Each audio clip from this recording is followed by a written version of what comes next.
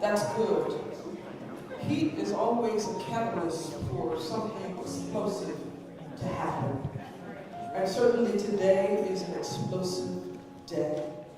There are some members of Scotland around. If we could bring chairs from the cafe so that persons are not messing up my white walls. These walls are very special to me.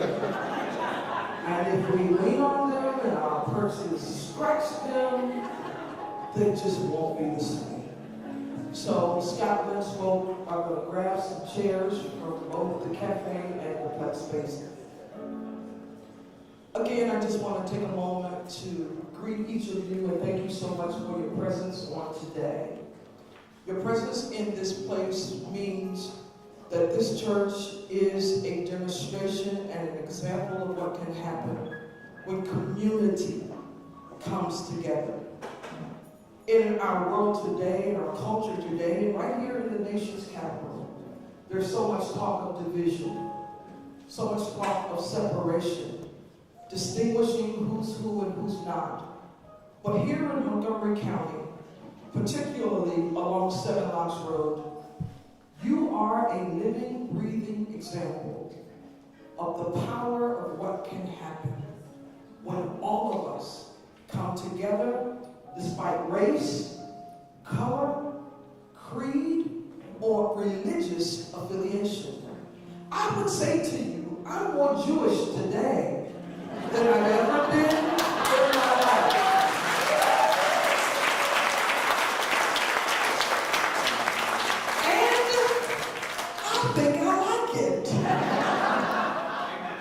It has been the sharing of stories and culture. And in the sharing of stories and cultures and journeys, I have discovered that we are more alike than we are different. And the differences we find in each other is because we don't take time to hear each other's stories. You allowed Scotland to tell its story from 1905 to 2025. And in the telling of our stories, you found something that resonated with you to the extent that you supported us with your prayers, with your finances, with your in-kind donations, with your construction creativity, with your architectural creativity, with your words of wisdom, your guidance, and a few laughs along the way. So again, every person in this room, I want to say thank you. Thank you to all of these marvelous photographers who always capture my best side. Thank you so much. No one in here goes without my saying to you on today, thank you. You're looking at a marvelously constructed building, thanks to a great architectural team, engineering team, and construction team. My brothers and sisters, I'm going to go to my seat now. But I want you to walk through this building. I want you to walk through there's no space that's off limits to you today. I want you to see the marvelous job that has been done.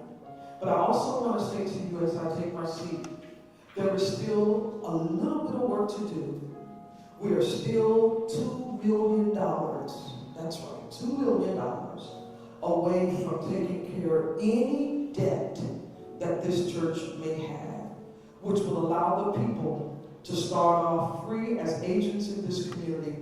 And so while I'm grateful for your presence, I'm also, again, saying to you, if you find it in your heart to continue to be supportive to the Scotland AME Zion Church, let's not get this far and not go ahead and cross the finish line. Can I get an amen? Amen. Come on, y'all gotta say it like you live. Can I get an amen? Amen. Amen. Again, thank you so much for all of your support. I now want to introduce to you a wonderful person who is no stranger to any person in this room. If you happen to turn to CBS News, Channel 9 News, or just be out on the mall, I'm grateful today to have with us, I was getting ready to call her Sister Leslie Foster. That's what church people do. Mrs. Leslie Foster, who will come now and guide us through this service. Good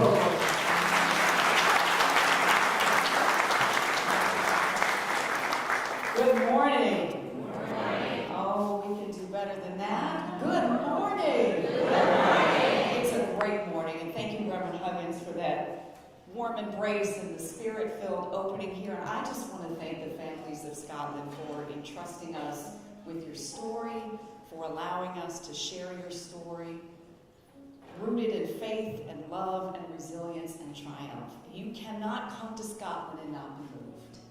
You cannot do it. And this day is about love in action. All of you are here because of that.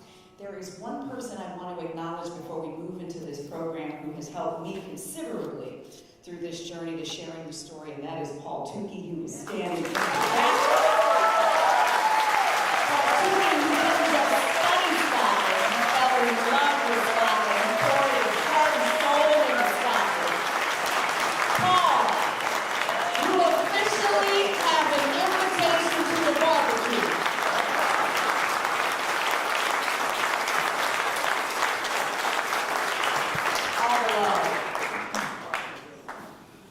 Now to one of our county's treasures. Joyce Siegel woke up this morning and she told me today, she said, I realized I have been involved with this church for 60 years. A trailblazer of justice and unity, Joyce Siegel was at the heart of the Save Our Scotland effort in the 1960s. She was a young Jewish mother then. She didn't just fight, she built bridges. She brought faith leaders together. She made a way forward. Her husband Alan's beautiful, extraordinary photos helped to chronicle the journey that so many of us have been able to understand because of their partnership. So please welcome a woman whose blueprint helped us build this day, Joyce Siegel.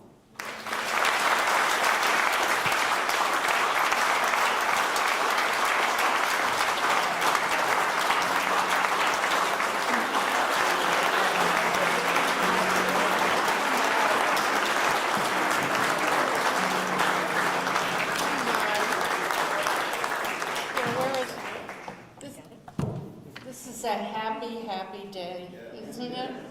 I mean, the weather's great, a lot of joy here for what we've accomplished together. I woke up and sat down to have my morning coffee and was greeted by this headline here about the 100 days, and I'm thinking about the 100 years of the Scotland Church and how it brought people together and how the leader of our country is trying to divide us in his 100 days and whatever else he has planned for us. But to me, goodness, the church has meant a great deal. When I got interested in the community, the church was the place that was our home, Save Our Scotland. And the basement that got flooded, that basement was where everything happened.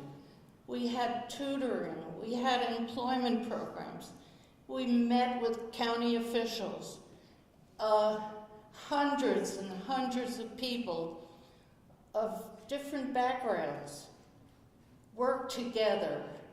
And that to me is the heritage of the church. So Reverend Huggins actually stole a lot of what I was going to say. So I just want to say I wish you all, and I wish this church, another 100 years of bringing people together, because that's what it's about. Thank you.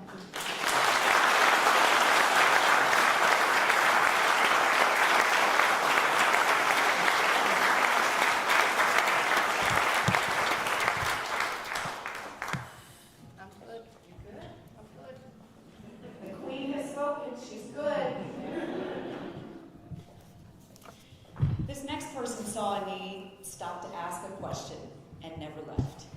As co-founder of Glenstone and co-owner of the Commanders, Mitch Rales has been a little busy. Just a little busy. But he always made time for Scotland. He gave not just his dollars, but his heart and his soul. We call him the patron saint of this project. Please welcome Mitch Rales.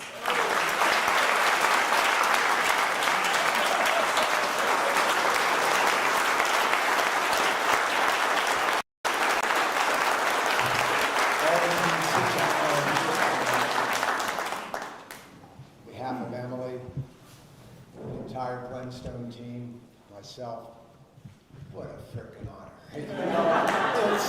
It's really remarkable. All right, now, don't be mad at me, because there's so many people to thank. But the first thing, who's here from NBC News? Anybody filming from NBC right now? They were here early. You were here early. Without NBC doing a story on the flooding of the church, I would have never known what happened here. So I'm going to thank NBC. But I'm going to thank you for following up in a big time way.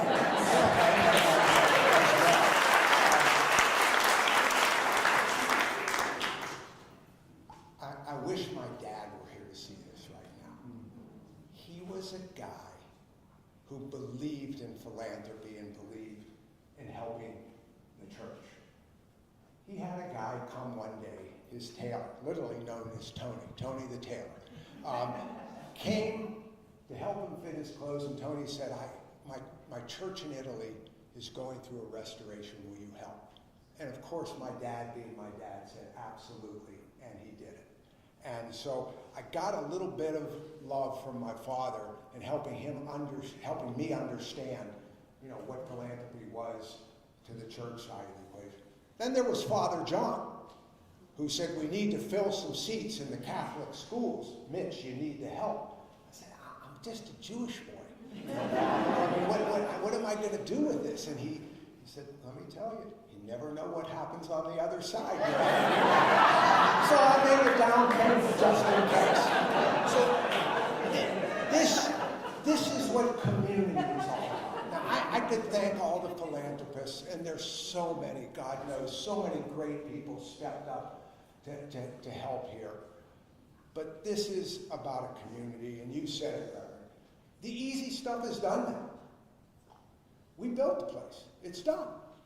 Now we got to build the community back. And we all are responsible for digging in and helping. You're going to lead the way, and all of the churchgoers here are going to lead the way as well and help. We just got to get it going again. But can you imagine if this place disappeared from our community, the loss that we would have experienced? So for me, this is the honor of a lifetime. Commanders is a pretty good deal, but this is the honor of a lifetime. You'll all forgive me in advance because I've got to go leave and meet a bunch of other council members shortly here. So we're on to the next project to start the charge, but we're always here for you, Reverend, and we'll do whatever it takes to help, sustain and keep this place going for as long as I'm around, and then as long as Glenstone is around, and I hope that's forever. Yes.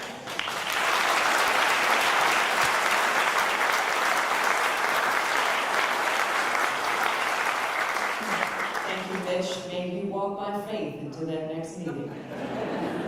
Good luck. Ike Leggett and his powerhouse wife, Catherine, rolled up their sleeves and they got to work on this journey. They made calls, they had meetings, they sent emails, they made connections. They were the behind-the-scenes architects of progress. This was not ceremonial.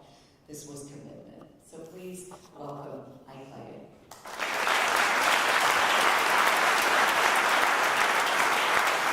Thank you. Let me first of all thank Mitch before he leaves.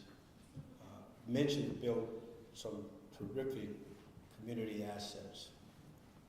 A terrific museum not too far from here. He's been engaged in a number of activities around our community. The new Commander Stadium in DC. But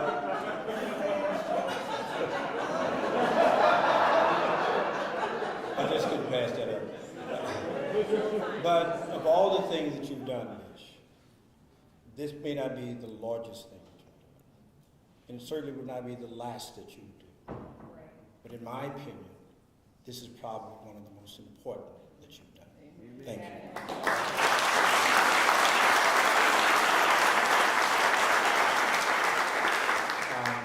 When we were asked to participate in this project, and we thanked Paul a few moments ago, but he made one mistake. He called me to engage in this project.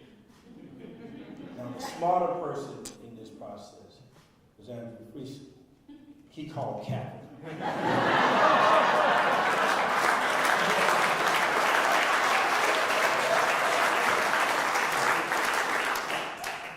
Let me also thank the county council, our county executive. I've been to virtually every event here associated with Scotland. And every event that I've been to, I've seen Mark here, I've seen Andrew here, actively participate. So let's give them a round of applause.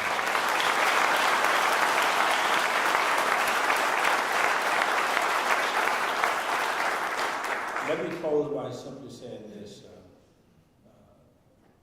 Reverend Huggins said it, but let me correct the precise word I said. We were here on a very, very cool, rainy day for a groundbreaking ceremony.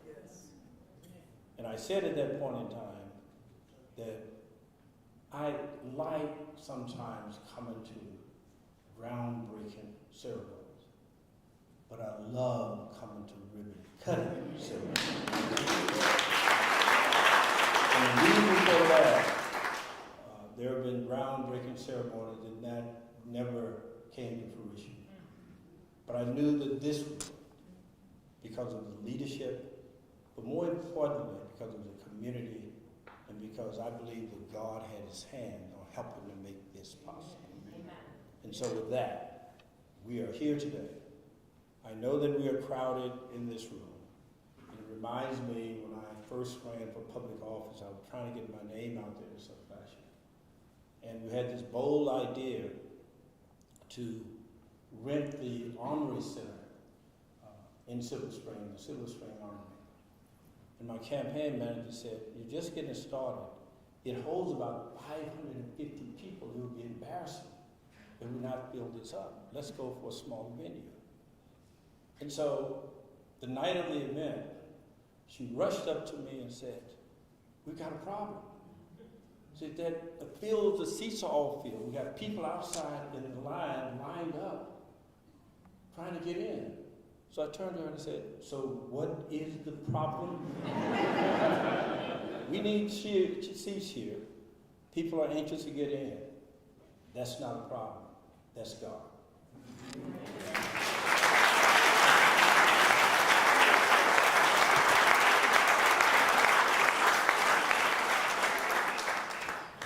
I talked about the current county executive, Mark Elrich, and when others looked away, Mark Elrich leaned in with compassion and with courage. He invested almost $700,000 into restoring Scotland at a critical time.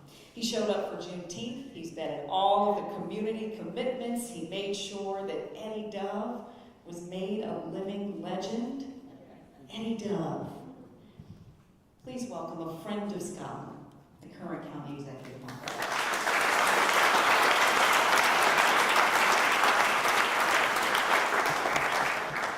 So this is a great moment, and I'm really, really happy to be here. And there are people here to be thanked. It was really great to call out Joyce. This doesn't survive to this day, if not for the work you did in the beginning. And I want to thank you. And you did it with heart and passion. This wasn't some technical, bill you were trying to get passed. This was a labor of love and a clear understanding that work you were going to do in this community needed was restoration work and a commitment to permanence. And thank you for leading the fight. I know that was not easy. I want to thank Reverend Evelina Hines. You've been tireless in this, and I greatly appreciate the work you do. And I did tell you we would get this done, and we got this done. I want to talk a little bit about two people that kind of fit together here, Paul Tukey and Mitch Rails, because Mitch has done a lot more than that. Very much over time, Paul was the face of many of the things that were happening. He was always asking, can we do this, can we do that? The answer is usually yes, and how do we do it? It was really, really important. But you did more than that, Mitch, through Paul, because the work you let him do in Montgomery County, we have pesticide legislation to keep it off our lawns. It was our experience here, because I think Emily brought Paul down to clean up your yard and not use pesticide. They gave the council enough strength to say we can actually ban pesticides for cosmetic uses because you had a beautiful lawn and it didn't require pesticides. That was game-changing for us. Glenstone became the first cultural institution to achieve a green business certificate for sustainability, and you're the first public-private stream restoration partnership to save the county millions of dollars through MS4 permits. We learned a lot from the work that you enabled Paul to be able to do. It was remarkable to me that you brought him here for one thing and you let him do other things that really spread the impact in this community. And Paul did the Climate Victory Garden and helped produce the Scotland Juneteenth Heritage Festival. And it's just been so much. And so I just want to thank Paul, and I'm going to give him a certificate when this is over, just because I wanted to be involved.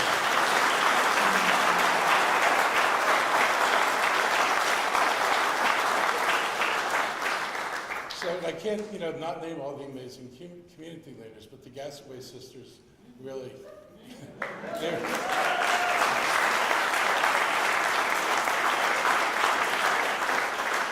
collectively and individually, they are a force to be reckoned with. And in pointing out the continuing need, there is money in the budget to help close some of that gap. So, and I'm assuming the council that is here today will be more than happy to support the money.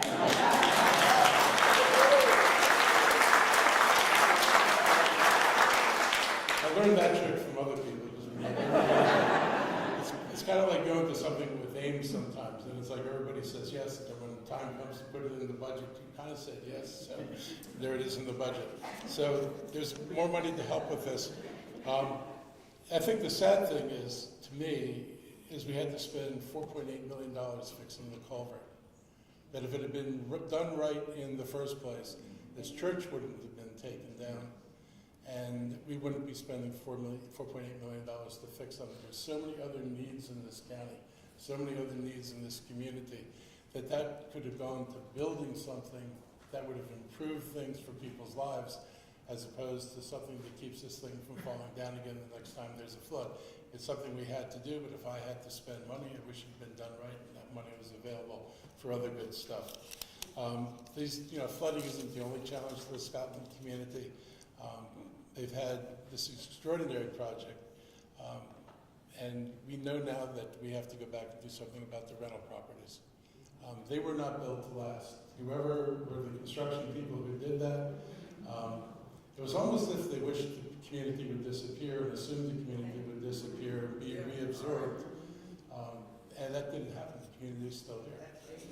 But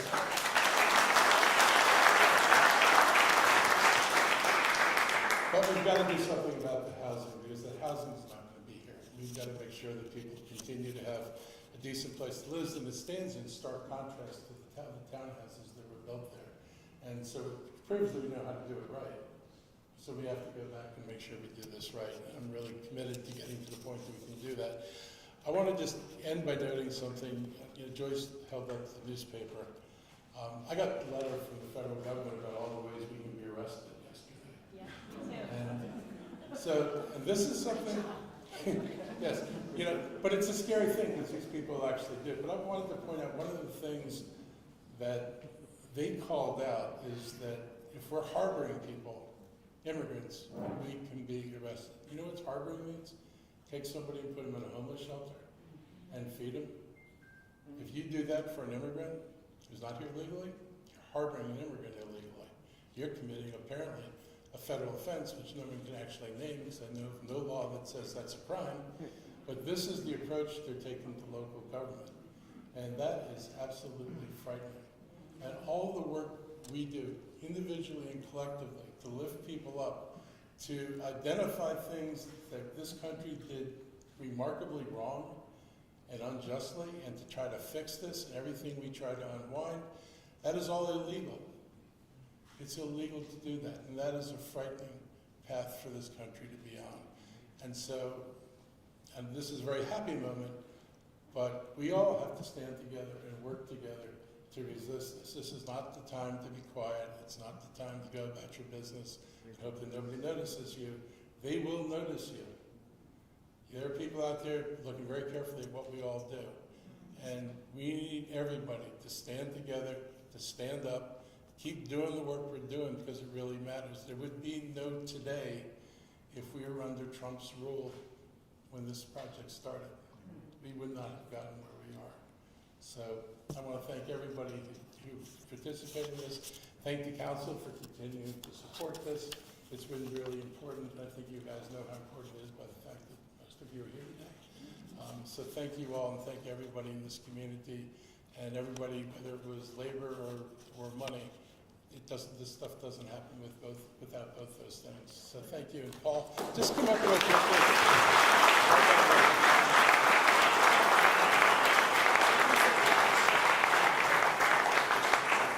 All right. Thank you, County Executive. As the first major donor outside of Mitch Rails, Bob Buchanan showed us what true generosity looks like. A retired builder and Montgomery County's 2024 Philanthropist of the Year. He gave $1 million and then inspired 1 million more from other donors. So Bob, thank you for your heart. Please come up and share a few words.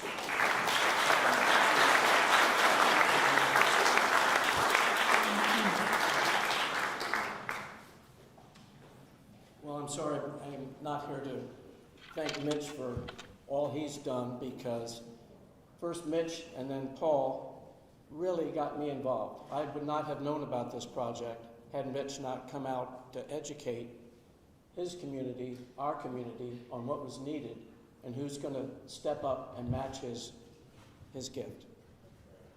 He really is a champion for this cause, and I want to make sure we realize and appreciate that leadership. And Paul Tukey picked up and made things happen along the way.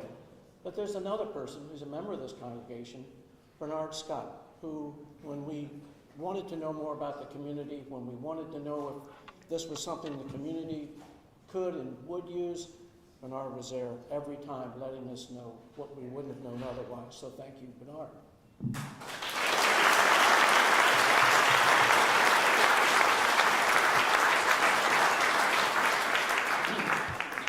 Now for my closing remarks, I think you started off by saying we're $2 million short. Well, suppose we address that. I'm going to do a challenge match to raise $250,000. I'll put up the first 125. I hope I see some hands that will join me, and we'll do $250,000 to cut into that $2 million. If you don't want to put your hand up, see the Reverend and tell her what you can do.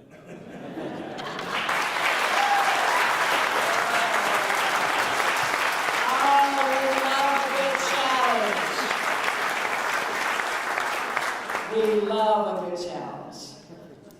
Next, we get to talk about Frank Islam and and Debbie Dreisman. Now, their home in Potomac is grand, to be clear. But what they did with it and what they do with it is what is so extraordinary. They opened it to Scotland. They opened doors that had long been closed. They saw this community and the people in it. And their friendship and philanthropy helped shift the course of the Second Century Project. Frank, you have the biggest heart and the sweetest laugh, and we'd love for you to share some words this morning.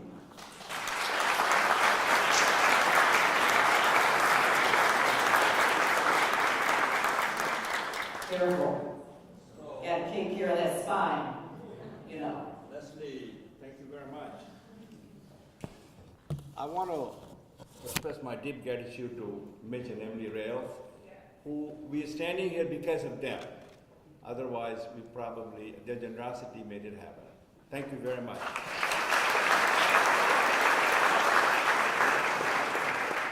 On behalf of myself and my wife, Debbie, where is she? Let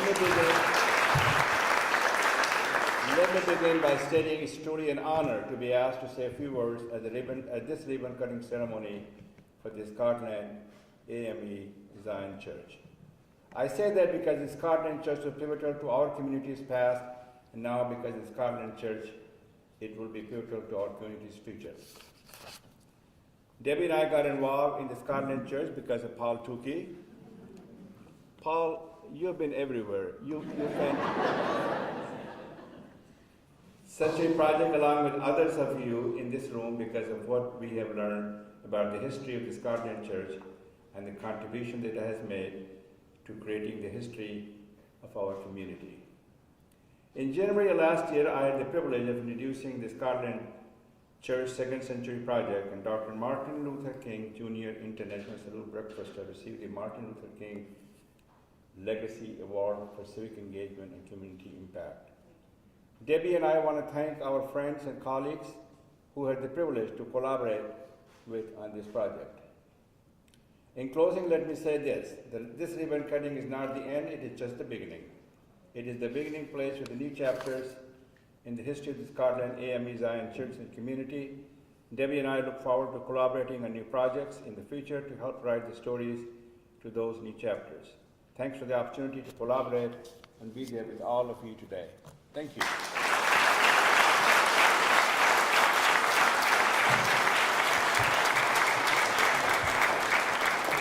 Thank you, Frank, and thank you, Debbie. So, the Marriotts, those Marriotts, and the Doves share a bond rooted in faith. Carrie and David believed. They came to church, they gave with their spirit, and their family foundation poured $1.1 million into this beautiful space. So please welcome a woman of deep faith and quiet power, Carrie Marriott.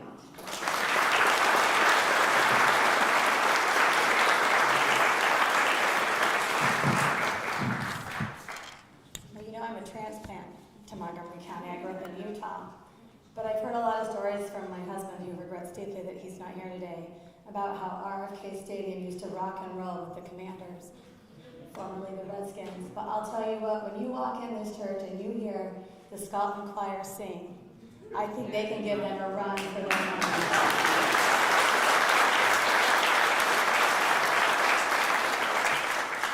When I was introduced to the Scotland community as a communications director for my church, the Church of Jesus Christ of Latter-day Saints, I envisioned cultivating a wonderful friendship, and we have done that, an interfaith friendship where we have attended their Juneteenth events and volunteered, where we have been at their home and garden tour supporting their work, and where they have come to our Temple Visitor Center with that magnificent choir and shared and raised up their beautiful voices in faith.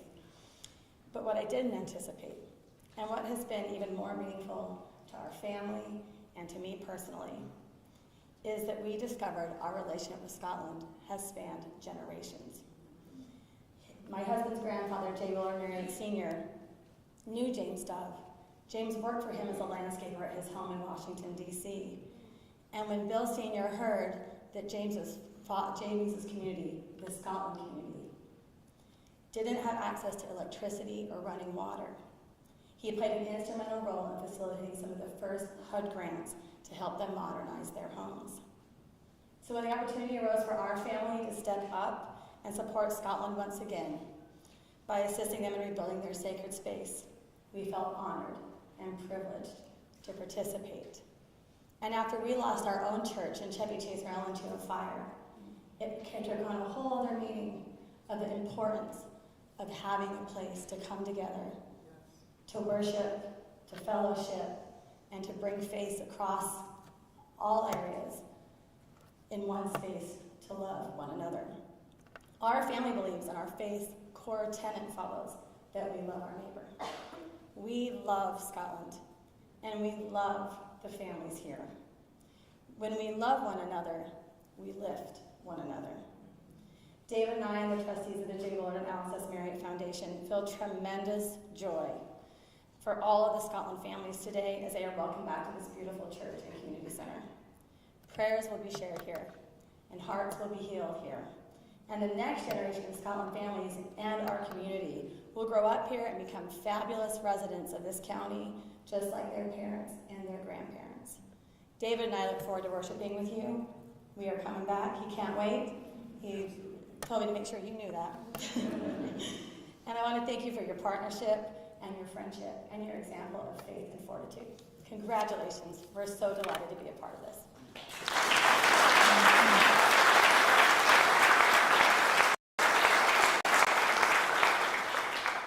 Councilmember Andrew Friedson didn't just serve Scotland, he belongs to Scotland. He grew up around here, he walked in the same school hallways, he probably knocked on the doors of some of the Scotland families and said, "Can I have dinner with you?" And you probably welcomed him in. When the call came for Mitch Rails, he answered with all he had. So please welcome a fierce advocate and friend, Councilmember Andrew Friedson.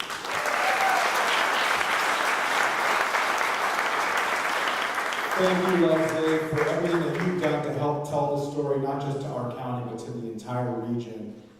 It is such an honor to be here today. It is such a sense of joy for me to be here today.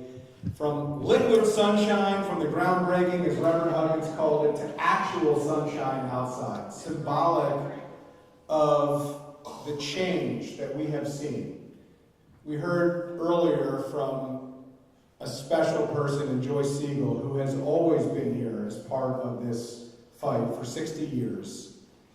And the only difference between the Save Our Scotland days that she was part of originally back then and the effort now to save our Scotland is what the hour means.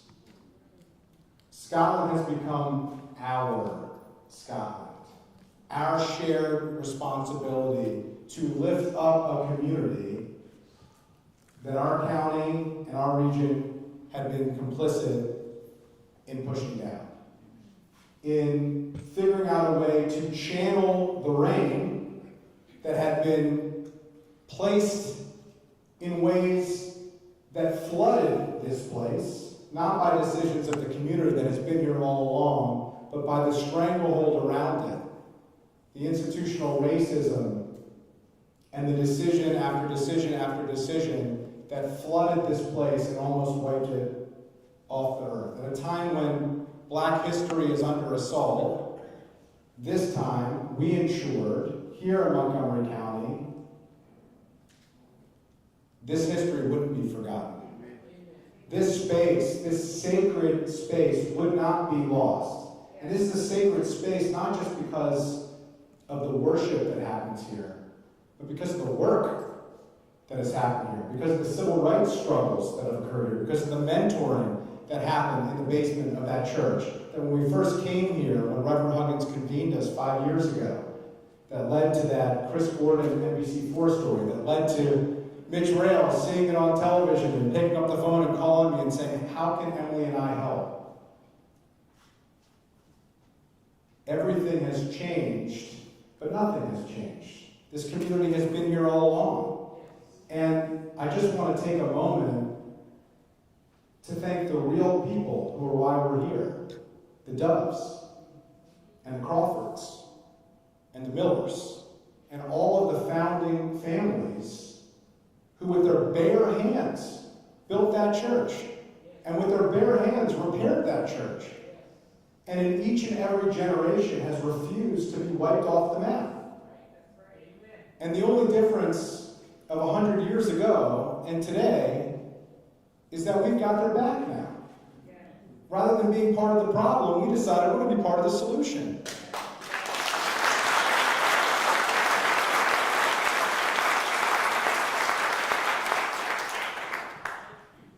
And that's what has to continue to change. I want to just express my deepest appreciation for all of the people in the community who have continued to do the work. Bernard and Al and Michelle, and of course the Gasaway sisters, and everybody in this community who has been at the forefront of this project and who really has been the reason why we're here today. It's your family's legacy that you are carrying on, that you are lifting up. And it's our community's history that we are doing our best to right that historical wrong, to make sure that the issues and the challenges and the problems that we helped create, we are going to help resolve. That's the work that we have today. That's the work that will continue tomorrow to ensure that each and every person who drives by the road that was rebuilt, that led to the floods, knows that this rebuilt church that is lifted up to its proud glory, the place where it should have been and would have been, but for those outside forces, that every single person who goes by this church knows what it means and knows who it represents and the people and the families that made it happen. And I hope, and you'll hear Reverend Huggins talk about it a lot, that we don't just walk by. We don't just drive by. We stop in. We have a little coffee at the cafe. We stop and worship. And I just want to express my personal appreciation. This has always been my community, but it has become my family.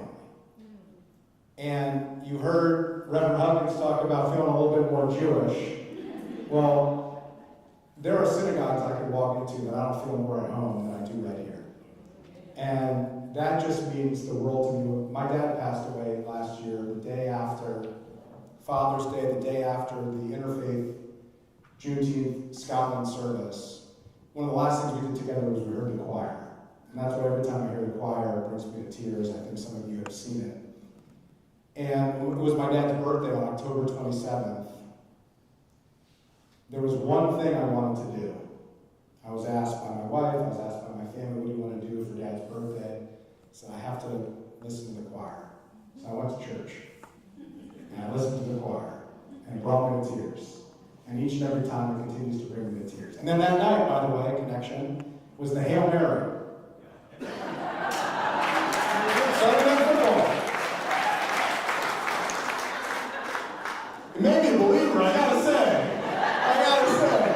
I texted Mitch to say, I don't know if I had something to do with this. I don't know if my dad had something to do with this. I'm pretty sure Reverend Huggins had something to do with this, or at least who she's reporting to.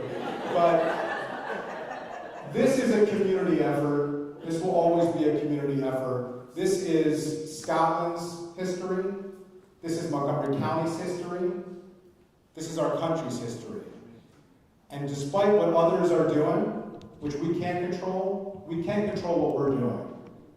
I've said before, I'll say again, we can't control the rain, but we can control what happens to the rain. We can control where it gets channeled. We can decide, is it going to be a force of destruction or a force of life?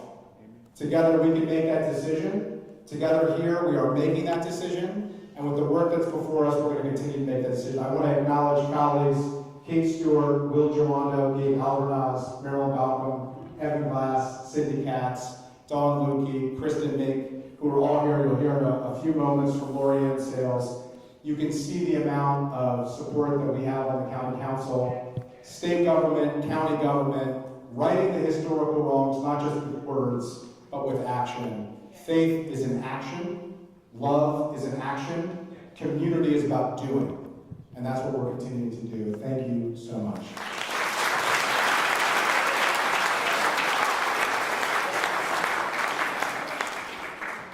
Andrew, Lori, and I were at an event this weekend talking about Scotland. Everywhere we go, we hear people talking about this incredible community.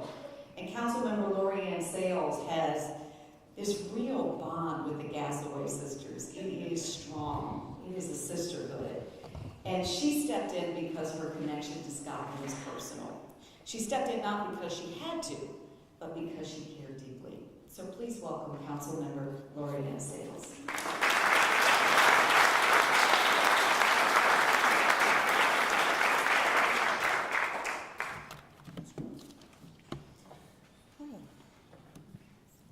Good morning. I just want to give thanks to my Lord and personal Savior for bringing us here today. I woke up this morning and the first thing I heard was the 100 days.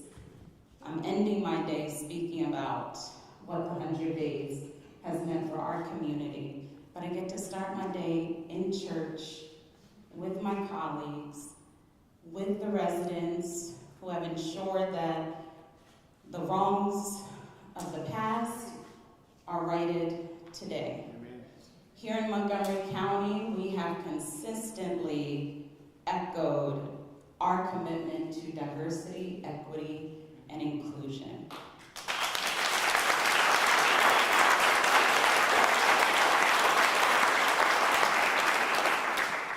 I'm so glad to work with a county executive who believes in the investment that it takes to ensure the legacy of the future that we believe in continues long after we're gone. We now have a blueprint of how this work gets done. We don't have any excuses to give. It takes the Joyce Seagulls, the Gasaway girls. It takes the stakeholders in this community who see this community as more than just the neighbors across the street. This is now part of our family. This is our village. And so as we look towards the future and think about this incredibly diverse community, we know that there are dozens of other Scotlands around this county that we're going to also show up for and continue to show up for.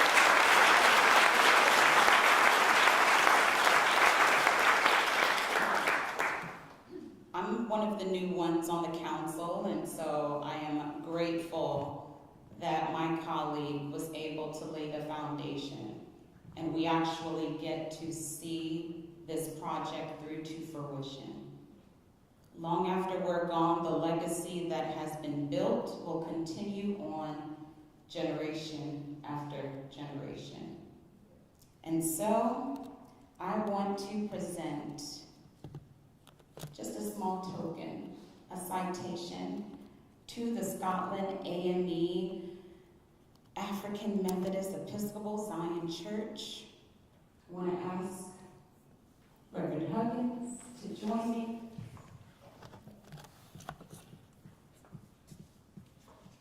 In celebration of the grand reopening of the beautifully restored Scotland African Methodist Episcopal AME Zion Church as a cornerstone for worship, enrichment, and inspiration for all Montgomery County residents. The church's restoration symbolizes the powerful spirit of Scotland's descendants in our vibrant, historically Black kinship communities, ensuring their significance for future generations. Signed on this 30th day of April by the Montgomery County Council. We want to thank you.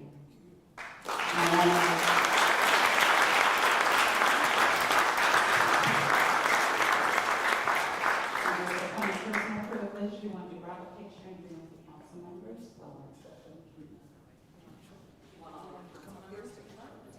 We can do it.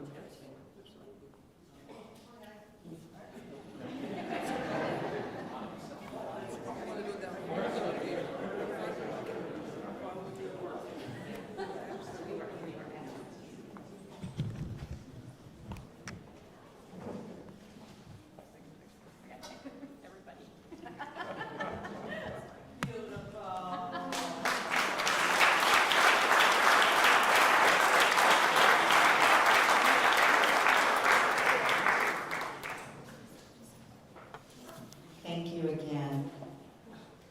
In 2022, Heritage Montgomery stepped up with a $200,000 emergency grant for phase 2 of the church's restoration. And that is what partnership looks like. So please welcome Board President Laura Anderson-Flint.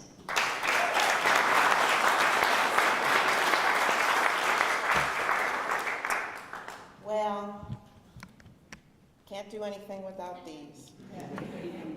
Good morning, everybody, and I'm so glad to be here with you guys this morning. Oh, what a beautiful day the Lord hath made. Let us rejoice and be glad in it.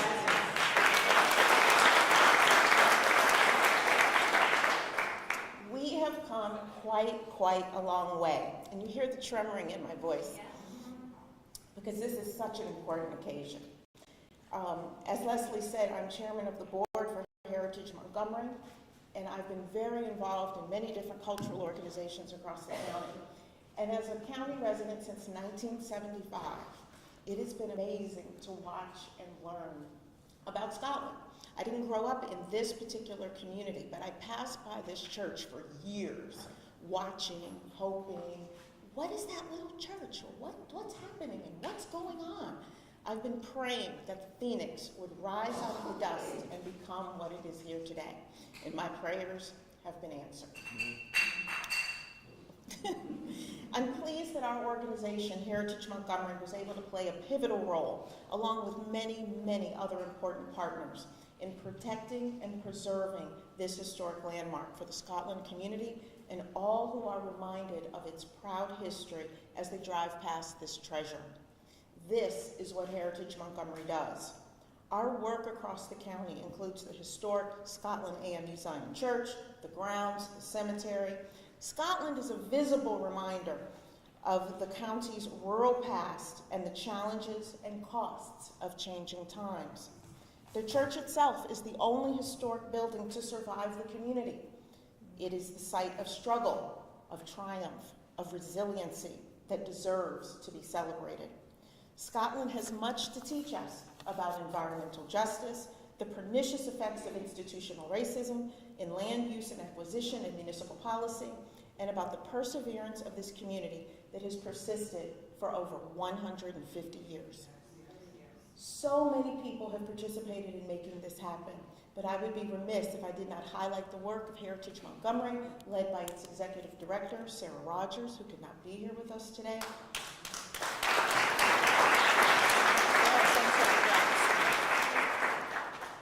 And also to be celebrated, my colleague and friend, Rebecca Ballo of Montgomery Planning.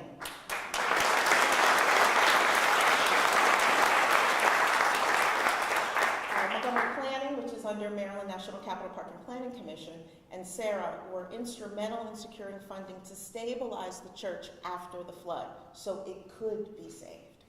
Heritage Montgomery and its state partner, the Maryland Heritage Areas Authority, with the State Department of Planning, provided additional funding for the stabilization of the cemetery memorial garden.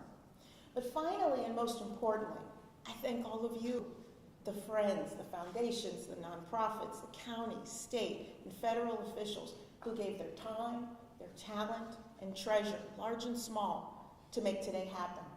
Scotland is proof that with love, with grit, and perseverance, we can make great things happen. Amen. Thank you.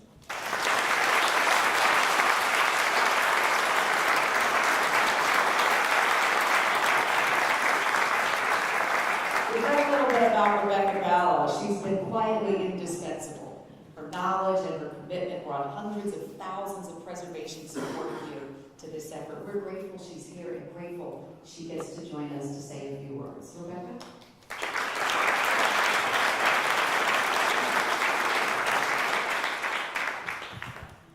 Good morning. Thank you so much. I'm delighted to be here to celebrate with you this morning.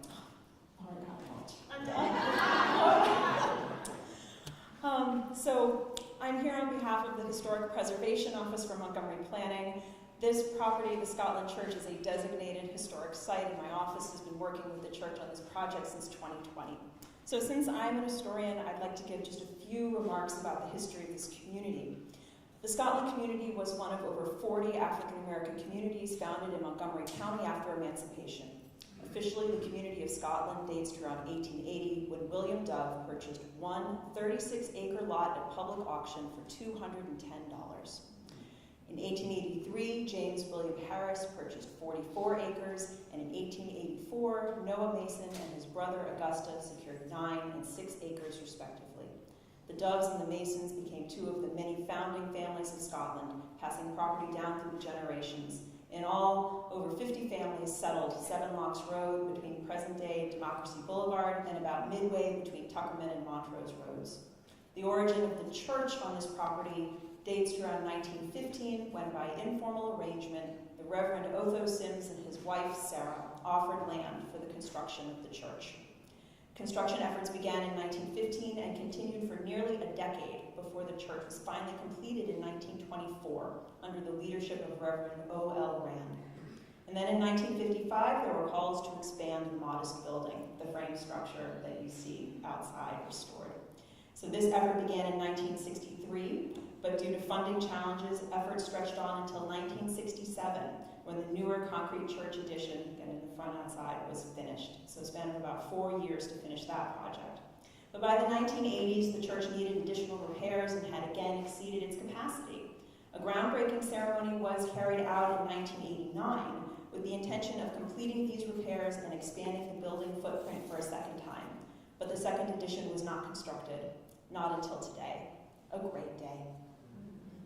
And then the church was listed as a Montgomery County Historic Site in 2002. I bring up these years because each is a cornerstone, a marker in time showing the advancement and the perseverance of this community. Now I joke with the Reverend Huggins that when I met her in January 2020, when we were standing in the flooded basement and talking out over the culvert, that if I had told her it would take more than 5 years to reach this day, well, I don't know if that would have been the best way to start off on the right foot with her. But none of us knew at the time, how many things would happen in these past 5 years, from COVID and all the challenges that brought, to the loss of beloved family members and members of the congregation, to all of the challenges and joys that fundraising and grant writing bring, and then to all of the new friends, new faces, and new commitments that came to this historic community. Some days you get up to leave the house for the day and there's a stone, or a task, or a job that is right there in your path. Now you can look around, you can look up, and question that task. Ask why it's there, and question how you can possibly take on something else, and say, not today, just not today, or why me, or why my community, or you can pick it up, and you can carry your task and put it down only when it is finished. And I didn't know those 5 years ago that this task on my doorstep, the gift of being part of the journey of this community, would lead me here to you all today. But as Mr. Rail said earlier, this work has been the honor of my life. Thank you all so much.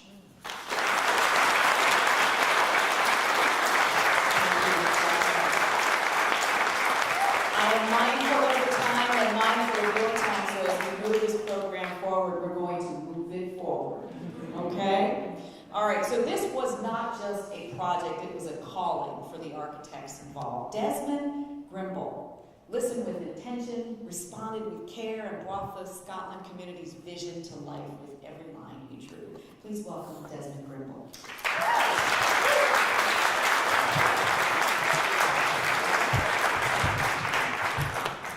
It's a good intro. Do I need to say anything more? Good morning, everyone. Excuse me. When I was approached to contribute to this project, what was most appealing to me about this opportunity was its alignment with my own values, a deep-seated need to serve others, to make sure that the needs of others were addressed in the same vein as my own. Compassion, particularly for the most vulnerable of us, and a duty to serve, a duty to act, to make sure that action was put to those values, to use our gifts and talents to serve a purpose beyond ourselves. But bluntly, this project needed all of that. The restoration of compromised foundations, the rehabilitation of a cornerstone of the community that it served, and the will to ensure that the mission of the church continued and prospered. That will began with the church itself. My fellow design professionals who could not be here today, they know that clarifying a client's vision is among the biggest challenges in a project like this. To their credit, the pastor and the trustees and the congregation and the community, they were very clear about what it was that this project needed. They needed to right the wrongs of the past. They needed to maintain their presence in this community, but with an eye toward an ever brighter future. So my colleagues and I at Tunovich were tasked to deliver a modern, respectful, and sensitive design response, and we're grateful to have been a trusted advisor and a collaborator in that process. We extend that same thanks on behalf of the rest of the design team, including Dewberry, GHT Limited, MGB Consulting, EHT Traceries, and others, to Pastor Huggins and the Scotland AME Design Church, to Glenstone, to Whiting Turner, to Rebecca Ballard, and the other state and county officials that we've worked with so hard for the last 5 years to bring this to fruition. We're sincerely grateful for the opportunity, and we welcome the opportunity to be a part of future service. And to everyone, I'll go ahead and end with welcome. Enjoy yourselves.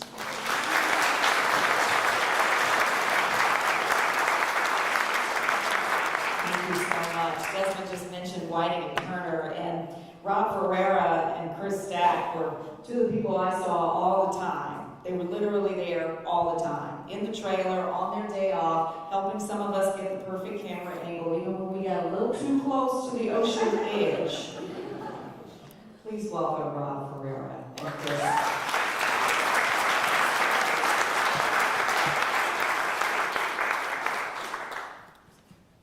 I want to say that I'm grateful and proud. Grateful to have been on this journey with everyone in this room. You've all played a pivotal role to the success of this very space that we're sitting in. I'm grateful for all the relationships I made along the way. Pastor Huggins in particular, the leader of our community.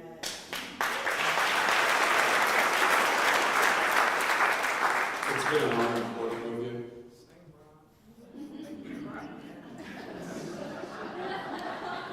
It will never get old. Showing you how to turn a light on. Or the air conditioning off. But I'm also proud of what we've accomplished here, proud of what the entire team has accomplished. You don't often see a church being lifted on the side of the road while we're doing concrete work underneath. I know earlier Mitch said the easy part is building the building. I guess I have to agree to that.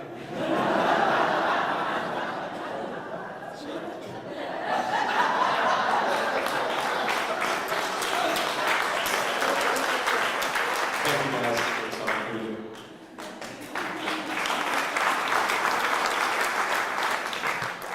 It became pretty quickly apparent that this was a unique project because of how much it means to all of you sitting in this room. And Bernard came up to us one day and said, it's important because it seems like your hearts are in it. And he was right. It felt like more than a construction effort for us. Our hearts really were in it. And as Rob said, the relationships that we cultivated, they feel pretty special to me. So I think I can speak on behalf of our team that we are all grateful to be a part of this incredible journey. Thank you.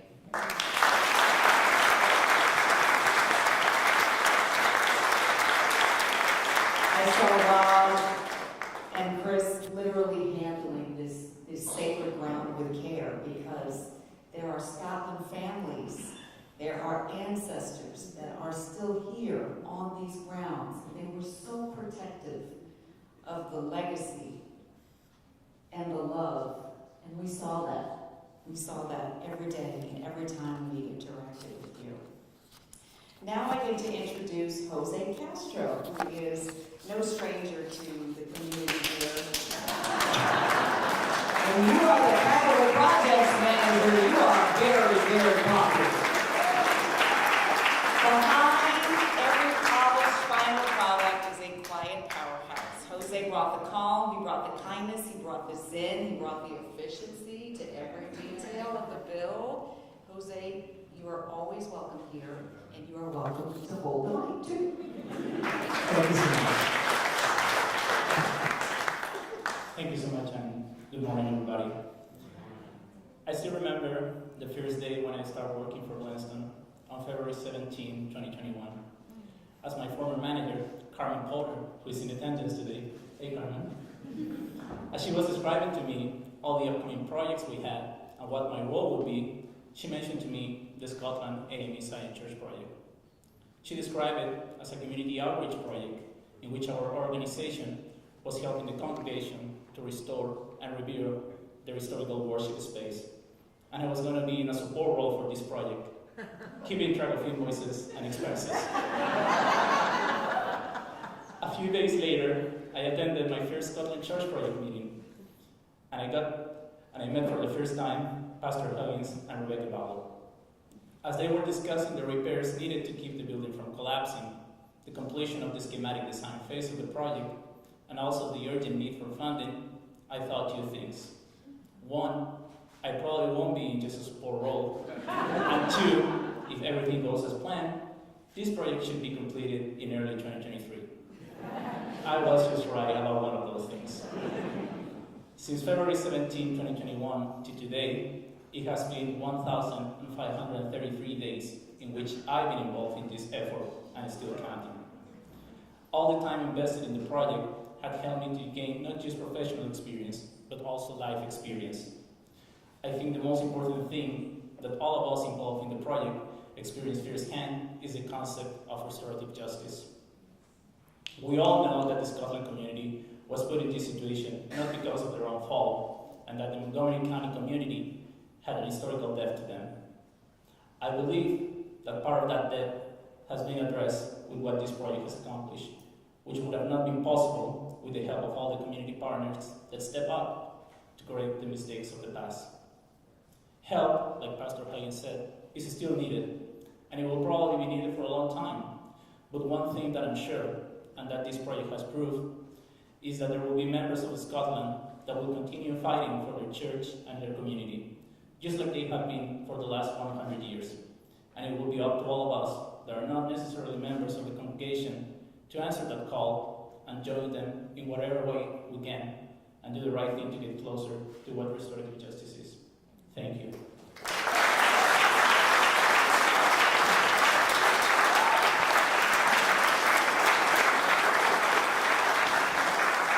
You see how Jose said 1,533 days I've been working on this. We did not miss that, Jose. Delegate Lily Key secured $600,000 from the state of Maryland, an incredible gift from someone who does the work quietly and powerfully. And Delegate Key, on a personal note, I know this has been a really tough time for you. You lost your father recently, but I have to believe that you would be so proud of what you've been able to do. Please welcome Delegate Key.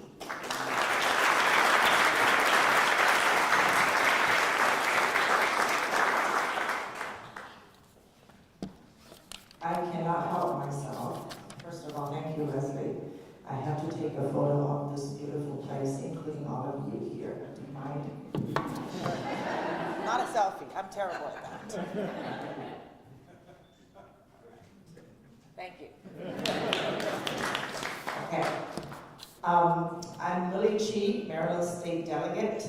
I'm proudly, good morning everyone, I'm proudly here with my great colleagues, Delegate Linda Foley, another district mate, Delegate David Fraser-Hidalgo, and we all represent this wonderful community and this district. And with my great colleague, Delegate Greg Wins, who also represents Montgomery County in Maryland General Assembly.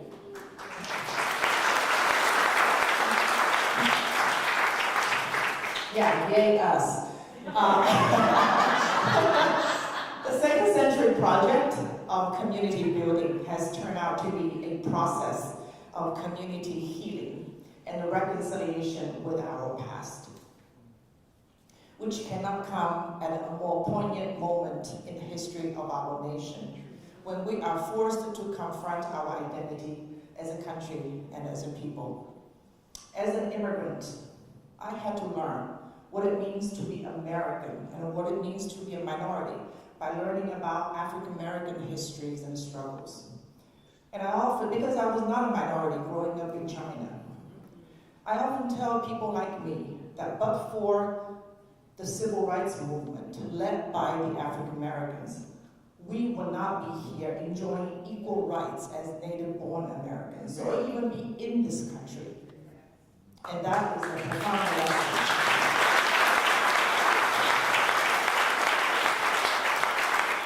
And of course, as a transplant to Montgomery County, this experience taught me so much about what this community is all about. I got schooled, I have to say, every step of the way, and inspired.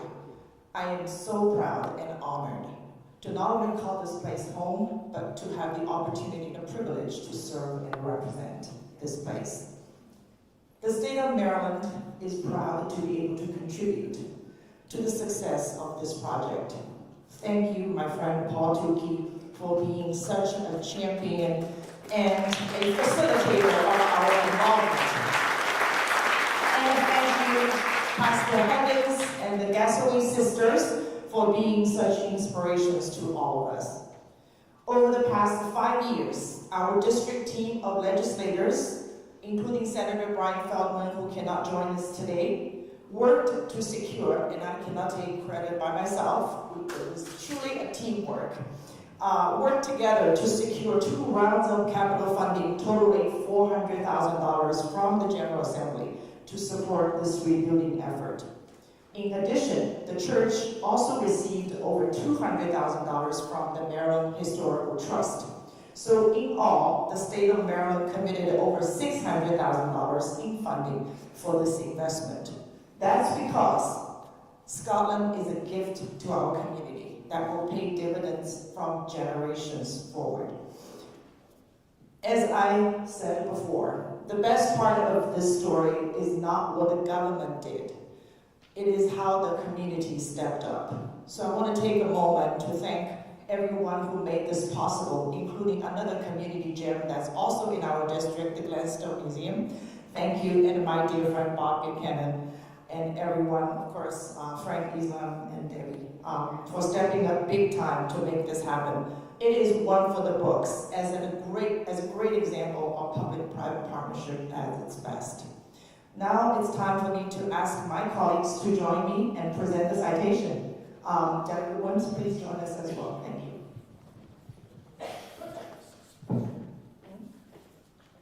I'm sorry. Oh, Delegate Teresa Orman, I didn't see you. Sorry about that. Please join us as well.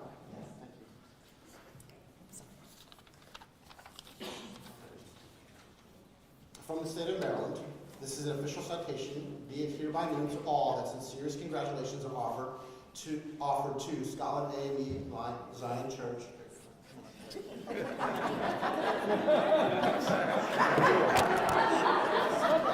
Okay. We need more Scotland AME Zion Church in recognition of their grand reopening and celebration to their resilience and dedication to the community. Presented on the 30th day today. The 2025, signed by Senator Feldman, Delegate Chi, myself, and Delegate Linda Foley. Congratulations. Thank you.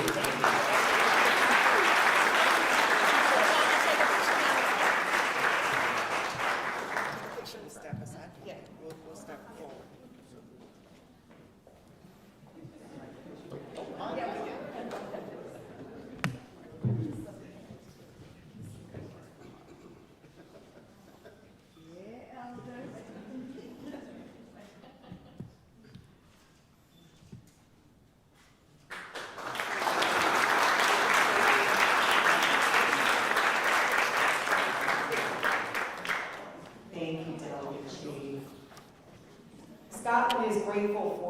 friends in high places. You need them. You need friends all along the way. And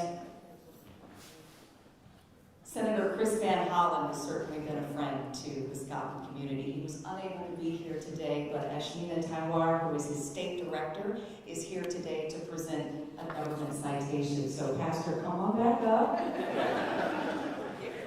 Leslie. As was mentioned, Senator Van Hollen couldn't be here today because Congress is in session, but I know Congresswoman April McLean Delaney was here as well, and Senator Alsabrook's Regional Director Jessica Cook. So this is coming from your federal delegation, and I know I stand between you and beholding the rest of this beautiful space, so I'll keep it short. But Reverend Huggins, this citation is presented to Scotland AME Zion Church in celebration of its ribbon cutting, in recognition of the restoration of this historic place of worship that embodies the resilience and enduring spirit of a community deeply rooted in faith. With gratitude to the donors whose generosity helped make this moment possible, and with best wishes for its continued success. Signed, Chris Van Hollen, give it to the Senator.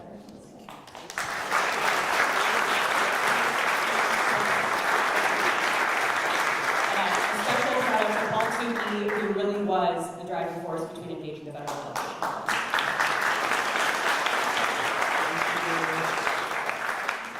Before we get to our closing here, could we have just the members of the Scotland families who are here today in your space? Can you please stand so we can recognize them?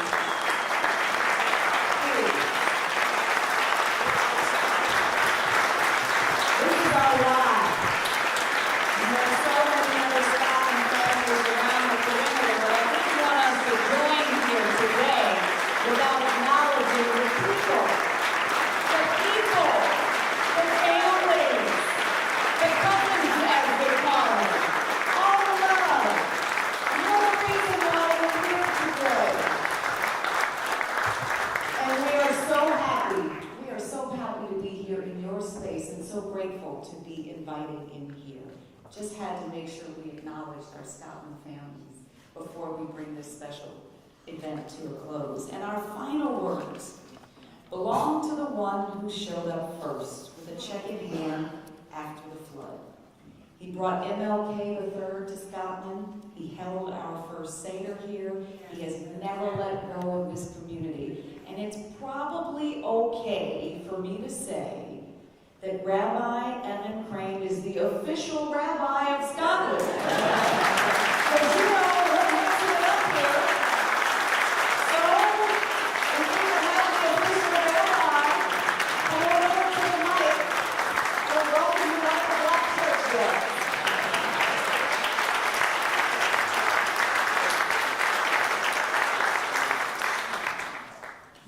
At the invitation of and with the permission of my colleague and dear friend, Reverend Dr. Evelina Huggins, I offer this. When King Hezekiah fell gravely ill, the prophet Isaiah came to him and said, "Put your house in order. You're going to die. You will not recover." But Hezekiah turned his face to the wall and he prayed. And he said, "Remember me, Lord. Remember my faithfulness. Remember my devotion and all I have accomplished for your sake." Before Isaiah had even left the courtyard, God spoke again and said to Isaiah, "Go back to Hezekiah. I've heard your prayer. I've seen your tears. I will heal you."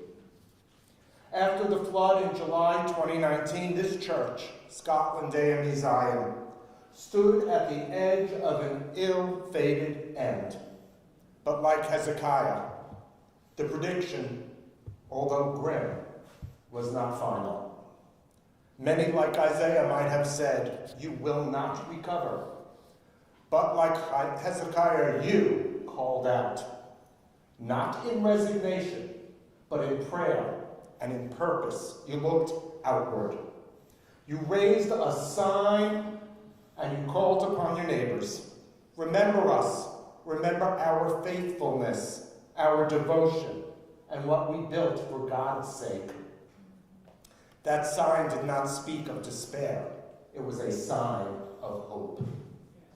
Some of us, neighbors, friends, members of other faiths, We heard your call, responded and joined with the Scotland community because we believe not merely that the church could be saved, but should be saved. And the Jewish tradition teaches us that even if a sharp sword rests upon your neck, you do not stop praying. In other words, we do not reconcile ourselves to a bad fate. We act, we believe, we persist, and those outside of Scotland followed your lead. Rebuilding this church that we rededicate today proves that the future is not sealed. We are not predestined to fail, nor are we guaranteed success, but we are blessed with the ability to shape the future through our choices, through our willpower, through our faith, and our solidarity. And just as the founders of this church, children of slavery, and survivors of hardship, claimed this land and built this house of worship, so too have their descendants claimed their future and rebuilt it again. You defied the odds. You answered the flood not with surrender, but with resurrection. And rebuilding this church required more than hope. It required responsibility, the willingness to act and not wait, as if God was saying to all of us, what are you waiting for? Step into the water, find the dry land. Rebuilding required vision, the belief that once was flooded and broken could be made whole, and even better. Rebuilding required community, the understanding that isolation can bring failure, but success is found when we work together. Hand reached out to hand, strangers became friends. And finally, it required faith in one another. Faith that our neighbors, regardless of background, would rise to the moment. That we were all created in the image of God, and we are all deserving of grace. So today, to the leaders of Montgomery County, to the leaders of Maryland, to the very generous donors who supported this church, to my friends and neighbors gathered here today, and most especially to the members of the Scotland community, I want to offer this blessing. If you cry out in need, may your calls indeed be answered. If the waters flood, may dry land quickly reemerge. In the darkest of nights, may you be assured that what follows is the brightest of days. And may you bless others with your strength, your hopefulness, and your power to build this world from love. Amen.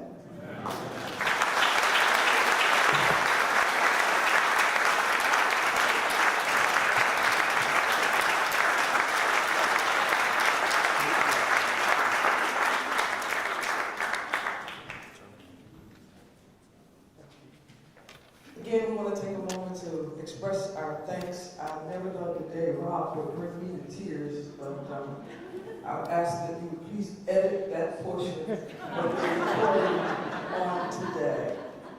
While we've mentioned Glenstone so often, I do want to just take a moment to say to you, because some people think it's just about finances, but it's been about family. They have not just provided some financial support, a lot of financial support, but they provided people support. People that have shaped us as a church, have demanded of us excellence at every level, even shared with us the core values that they hold, and asked us to reach on some level of our own those same core values. And so I am grateful for every staff member of the Glenstone Foundation.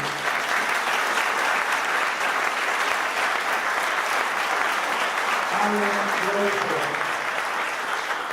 because I would suggest to you today that their in-kind staff-donated hours have equaled, if not surpassed, any underlying support that we've received. And I'm looking out, and Tony's coming through loud and clear, because the first conversation I ever had from the Cornerstone Museum came through Tony. And he said to me, he should have never asked that question, but he did. And certainly I answered, what do you envision? Standing in a church already falling apart, foundation gave it. We risked going in there, and his question was, not what can we do for you? And he says, what do you and the members envision for this space? My brothers and sisters, I would have never thought this was possible.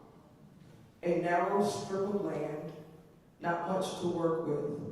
But somehow, Antonovich, White and Turner, GHT, MGB, I know all these names now, Tracy's, Dewberry, can't leave Dewberry out, our engineer Alan, thank you so much. Brian was here, so many people that we could thank. And I want to say to them, the people, oh, Kevin, I've never seen Kevin without his work vest on today, so I am just filled today. Kevin, we don't want to leave you out. Thank you. Thank you to a group of people that have become family. We've shared at the Commanders game. We've spilled our beer on, we've spilled our coats on each other. We've eaten together, shared in holidays together. So I don't know if all construction projects become a family, but certainly this has been a family from Lynchstone down through our contractors and even our community.